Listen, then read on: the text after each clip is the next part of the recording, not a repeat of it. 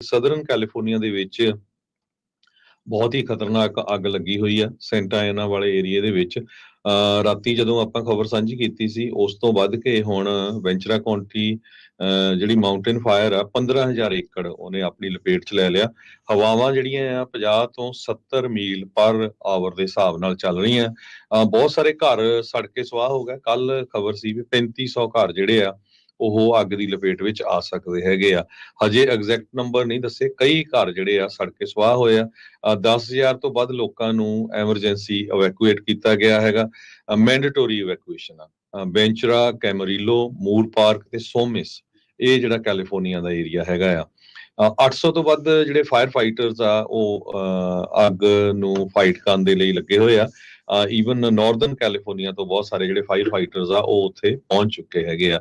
ਇਹ ਵੈਂਚਰਾ ਕਾਉਂਟੀ ਦੀ ਜਿਹੜੀ fire department ਆ ਉਹਨਾਂ ਨੇ ਦੱਸਿਆ ਹੈਗਾ। ਜੇ ਤੁਸੀਂ ਵੀਡੀਓਜ਼ ਜਾਂ ਪਿਕਚਰਸ ਦੇਖੋ, ਬਹੁਤ ਹੀ ਜਿਹੜਾ ਭਿਆਨਕ ਮੰਜ਼ਰ ਜਿਹੜਾ ਉਹ ਸ਼ੋ ਹੋ ਰਿਹਾ ਹੈਗਾ ਜੀ। ਬਿਲਕੁਲ ਹਾਲਾਤ ਕਾਫੀ ਜਿਹੜੀ ਆ ਉੱਥੇ ਮੰਦੇ ਬਣੇ ਪਏ ਆ।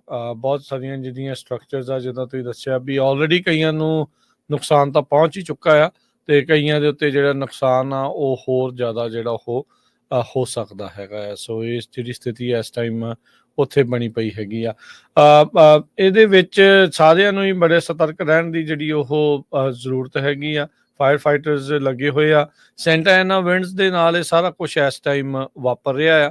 ਸੋ ਹੋਪਫੁਲੀ ਇਹ ਜਿਹੜੀਆਂ ਕਾਬੂ ਦੇ ਵਿੱਚ ਆਉਣ ਤੇ ਉਹਦੇ ਨਾਲ ਜਿਹੜੀ ਆ ਇਹ ਸਮੱਸਿਆ ਜਿਹੜੀ ਉਹ ਹਟੇ। ਰੈੱਡ ਫਲੈਗ ਵਾਰਨਿੰਗਸ ਲਗਾਤਾਰ ਜਿਹੜੀਆਂ ਕੈਲੀਫੋਰਨੀਆ ਦੇ ਸੈਂਟਰਲ ਕੋਸਟ ਦੇ ਵਿੱਚ, ਇੱਥੋਂ ਤੱਕ ਕਿ ਸੈਨ ਫਰਾਂਸਿਸਕੋ ਬੇ ਏਰੀਏ ਦੇ ਵਿੱਚ ਤੇ ਨਾਰਥ ਦੇ ਵਿੱਚ ਵੀ ਉਹਨਾਂ ਨੇ ਜਾਰੀ ਕੀਤੀਆਂ ਹੈਗੀਆਂ ਆ। ਜਿਹਦੇ ਵਿੱਚ ਬਾਹਰ ਅੱਗ ਲਾ ਕੇ ਬੰਦਾ ਕੋਈ ਬਾਰਬੇਕਿਊ ਕਰਦਾ, ਕੁਛ ਕਰਦਾ, ਉੱਦਾਂ ਦੀਆਂ ਚੀਜ਼ਾਂ ਤੋਂ ਗੁਰੇਜ਼ ਕਰਨ ਦੀ ਗੱਲ ਜਿਹੜੀ ਉਹ ਰੱਖੀ ਜਾਂਦੀ ਹੈਗੀ ਆ। ਸੋ 1600 ਜਿਹੜੇ ਆ ਘਰ ਤੇ ਲਾਸ ਐਂਜਲਸ ਦੇ ਵਿੱਚ ਵੂਜ਼ਲੀ ਫਾਇਰ ਦੇ ਵਿੱਚ 2018 'ਚ ਉਦੋਂ ਨੁਕਸਾਨੇ ਗਏ ਸੀ। 3 ਜਾਣਿਆਂ ਦੀ ਨਾਲ ਮੌਤ ਹੋਈ ਸੀਗੀ। ਸੋ ਥਾਮਸ ਫਾਇਰ ਇਸ ਤਰੀਕੇ ਦੇ ਨਾਲ ਵੈਂਚੂਰਾ ਤੇ ਸੈਂਟਾ ਬਾਰਬਰਾ 'ਚ 2017 'ਚ ਲੱਗੀ ਸੀ। ਉਹਨੇ ਵੀ ਹਜ਼ਾਰਾਂ ਹੀ ਘਰ ਜਿਹੜੇ ਉਹ ਜਾਲ ਦਿੱਤੇ ਸੀਗੇ। ਸੋ ਨੁਕਸਾਨ ਇਸ ਦੇ ਨਾਲ ਵੀ ਬਹੁਤ ਜ਼ਿਆਦਾ ਹੋ ਰਿਹਾ ਆ। ਫਾਇਰ ਫਾਈਟਰਸ ਆਪ ਹੀ ਦੱਸਦੇ ਆ, ਕਹਿੰਦੇ ਵੀ ਜਦੋਂ ਕਿਸੇ ਘਰ ਨੂੰ ਅੱਗ ਪੈ ਜਾਂਦੀ ਆ ਤਾਂ ਫਿਰ ਉਹ ਬੁਝਦੀ ਨਹੀਂ, ਕਿਉਂਕਿ ਹਵਾਵਾਂ ਇੰਨੀਆਂ ਕੁ ਤੇਜ਼ ਆ